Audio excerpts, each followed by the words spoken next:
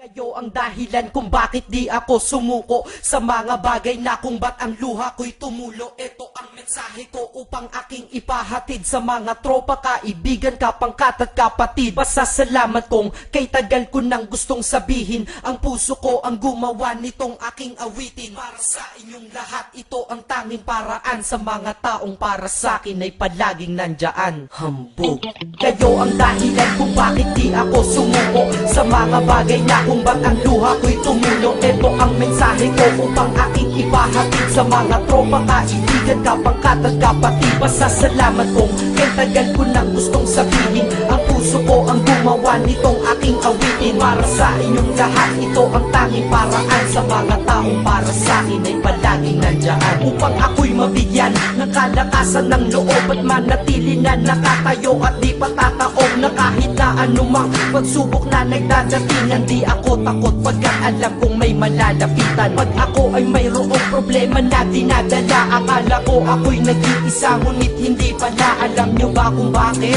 Kasi andyan sila, handa na iabot ang tulong nagmula sa kanila. Walang reklamo at walang hinihingi na kapalit, kaya di lang kaibigan turing ko kundi sang malapit na kapatid. Sila'y kinikilala kong ikalawa na pamilya, wag ko daw isiping mag-isa ka pa. Dahil sila'y aking sandalan, di ako pinabayaan. Damahin ko kalungkutan, di nila pinapayagan. Kung wala kayong lahat kaibigan ko, marahil wala na rin ako, ngunit nandito pa ako dahil kayo ang dahilan kung bakit di ako sumuko sa mga bagay na kung ba't ang luha ko'y tumulo. Ito ang mensahe ko upang aking ipahatid sa mga tropa, kaibigan, kapangkat at kapatid. Pasasalamat kong kay tagal ko nang gustong sabihin, ang puso ko ang gumawa nitong aking awitin. Para sa inyong lahat, ito ang tanging paraan sa mga taong para sa akin ay palaging nandyan. At di kayo nawawala at di ako tinalikuran, yan ang dahilan kung bakit hindi ko kinalimutan ang aking pinagmulan. Pakikisama nangunguna, pag nakita ka ng tropa sasabihin shot ka muna. Pag nabadrip sa pamilya, lalabas ka lang ng bahay, lakad lang ng konti, andyan sila at merong tagay na inyong pagsasaluhan at inyong pinapaikot. Simpleng tulong yan nilang unti-unting pinapalimot ang problema mong pasan-pasan sa mga pangyayari sa tahanan o sa pera o kahit pa sa babae. Kahit sa gulo o away, tila ba mga sundalo, di pwedeng maiwan ang isa, manalo o matalo. Ganyan ang kaibigan ko, mas kilala bilang barkada. Kung ako'y mamamatay na bukas, ako'y handa na. At kung may ikalawang mundo o buhay para sa'kin, sana magiging tropa ko kayo pa rin.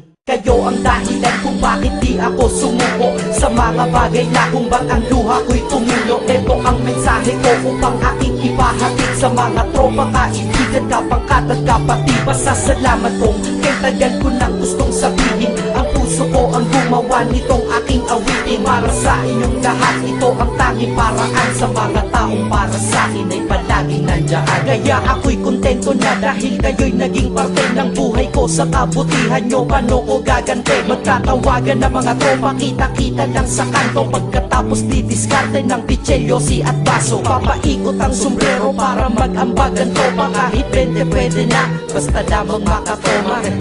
Ganito kami, at least magkakaramay. Kaya wag kang magtaka kung ba't masasaya ang tambay. Dahil tambay ay binubuo ng samahan na tunay. May kaibigang adik, mabait, iba ay merong sungay. Oo, iba-iba ang aming mga katauhan, pero iisa ang grupo pag sa trip at kagaguhan. Pag ika'y nalulungkot, kanino ka ba lumalapit? Pag nais mong bumitaw, kanino ka ba kumakapit? At kanino ka lumapit sa oras ng kagipitan? San pa ba?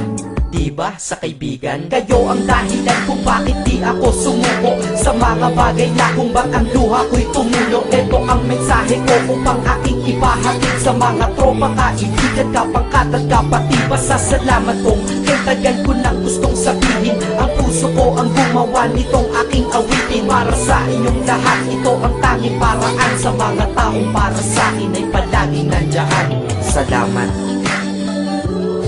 Acero Records, Sad Productions, hambog ng sad.